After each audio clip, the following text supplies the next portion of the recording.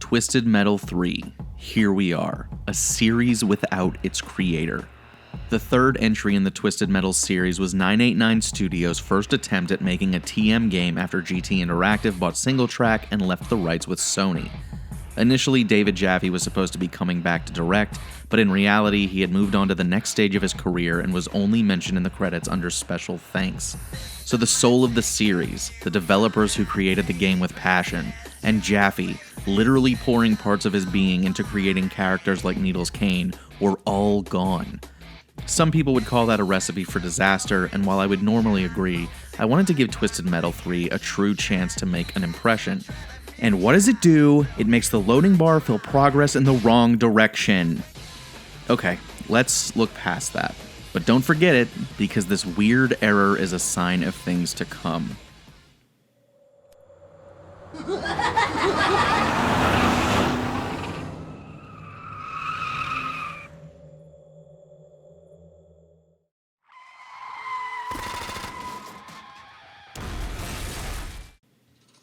When it was announced that 989 Studios would be taking over, some fans weren't happy. One fan site, the Twisted Metal Alliance, allegedly protested the selection of the company according to the Twisted Metal 3 fandom page. However, I couldn't find any hard evidence that actually supported this, but it's still fun to believe. But why was 989 Studios chosen in the first place if it was causing this much hubbub? While working as a publishing studio for Sony under the name Sony Interactive Studios America, this company that would later become 989 did have previous work making games as well. They worked on the games 2 Extreme, Blasto, and a bunch of licensed sports games. In terms of vehicular-focused games, they worked on Championship Auto Racing Teams World Series, or CART World Series for short. But most importantly, the team developed Rallycross, an off-road rally car racing game that was met with serious praise for realism in graphics and replayability. But after they tweaked the handling to be tighter, the team implemented it into Twisted Metal. When Twisted Metal 3 released, the reviews were all over the place. IGN gave it a 4 out of 10, EGM, the publication that lionized the first two entries, gave it a 5.3.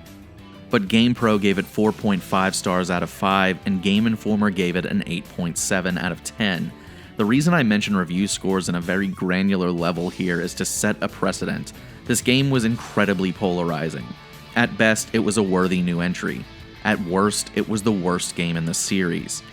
In my humble opinion, this game isn't as bad as its biggest detractors say it is, but it's also not as deserving of the high praises from some critics. For a game to be a 4 out of 10, in my eyes, something has to be fundamentally wrong with the game, like a game-breaking bug or a save wipe issue, or mechanics that simply fail to function. Twisted Metal 3 has none of these issues, but that also doesn't mean it's flawless. In fact, I really dislike the engine from Rallycross and the way it's implemented into TM3. At a distance, it might be hard to tell the difference, but get a controller in your hands and you feel it immediately.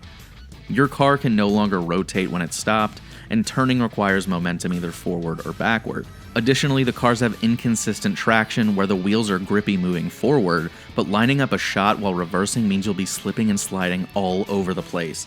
And don't get me started on how horrendous the camera is.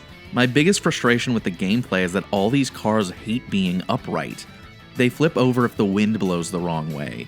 Both your vehicle and the AI's vehicles are upside down almost as much as they're upright. They're like my dog. But the gameplay isn't all bad. The best part of Twisted Metal 2 returns. The combo attacks where you can tap specific D-pad combos to shoot freeze rockets and rear-firing rockets. Just a couple of examples of the many different weapons you can use. And they work as well as you expect, if not a bit better than before. I've seen the sentiment that the arenas outright suck, and I disagree. I think they're mostly serviceable and they add new environmental puzzle elements where you need to shoot switches to open secret areas.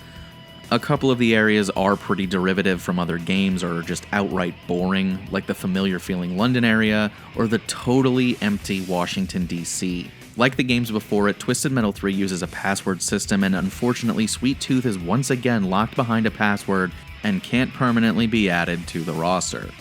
But that also let me try out new contestants who appear for the first time. Augur was a lot of fun to use.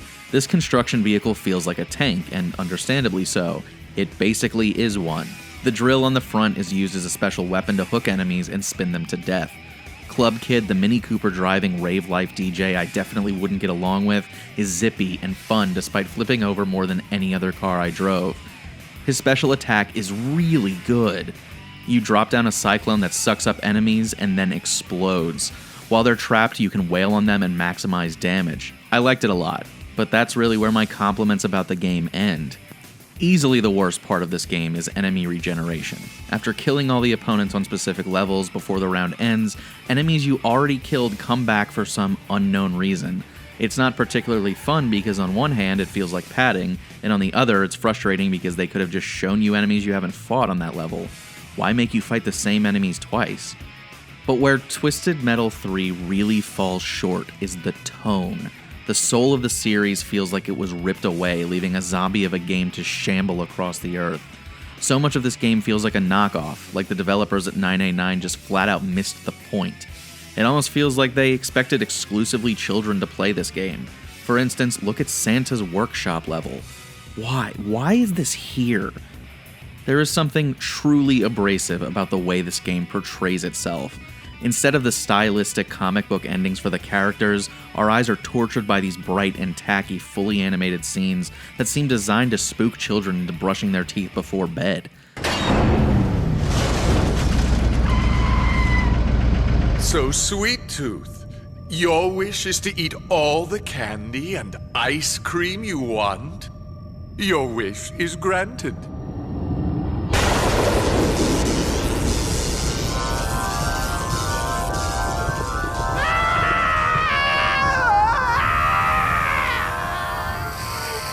You should have brushed between snacks. I am Calypso, and I thank you for playing Twisted Metal. I mean, look at Thumper. All he wants to do is hang out with his friends, and how is he rewarded?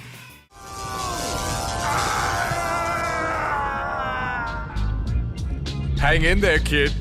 There's always next year's Twisted Metal competition. A pun. A pun! Oh, what have they done to my beautiful boy? All of these endings are on the same level, mostly resulting in a dumb punchline. Mr. Grimm, one of the original drivers through the whole series who hunted Calypso to steal his soul in the first game, is back in 3 with the same goal. So when he wins, he gets Calypso's soul. Oh goodness, Calypso really got him this time. Isn't that goofy and fun? I hate this. It reeks of a game that doesn't understand the source material and takes creative liberties that were never going to pan out. In the eyes of David Jaffe and most Twisted Metal fans, this game is considered non-canon because the timelines of 2 and 3 don't mesh with an inconsistent amount of time passing for individual characters. But I had sort of moved on, so it didn't really bother me. It only bothered me once the games came out. You have to sort of understand the world of Twisted Metal to make a Twisted Metal game, and I think what those guys got was they understood it sort of at a marketing level. Twisted Metal's cool, and the characters are dark, and they're wacky, but it was done like a 40-year-old trying to be cool, versus actually somebody who got the world and loved the world and respected the world. It felt more like they were trying to sort of, they were like posing, basically, and I think it really comes through in every aspect of those games. Also, apparently Axel couldn't wait to get back into his own nightmare. He's back too. I'm being very hard on this game. It's just seeing how they handle these characters and viewing these corny and bad endgame cutscenes that were supposed to be your reward. It's insulting to our intelligence. But get this, in spite of the polarizing reviews, Twisted Metal 3 sold over 1 million copies, qualifying it for the greatest hits distinction. Now, I have no proof, but I feel like that was off the series recognition alone.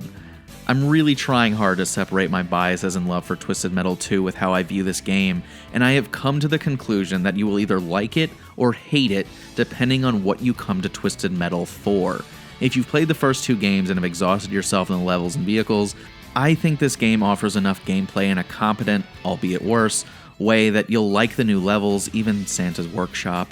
There are enough new faces and returning drivers to keep you busy for a while, if you can look past the regeneration, the easily flipped cars, and the horrendous edge detection. However, if you care about the characters, their motivations, and their wishes Calypso grants, you better pass on this entry. At best, you'll be disinterested, and at worst, you'll be aggravated and annoyed. Thank you so much for watching the third entry in my first ever Twisted Metal Month series. I truly hope you enjoyed it. If you did, consider leaving a like on it. Did you play Twisted Metal 3? Did you like it? Let me know in the comments. If you'd like to see the next Twisted Metal Month episode the moment it releases, subscribe and turn on notifications. Lastly, I'd like to thank my higher tier patrons for their support. Andrew Lang, Andrew Elmore, Just Jessica, Okayla, and 8-Bit Jesus. Thanks so much for watching, and I'll see you next week.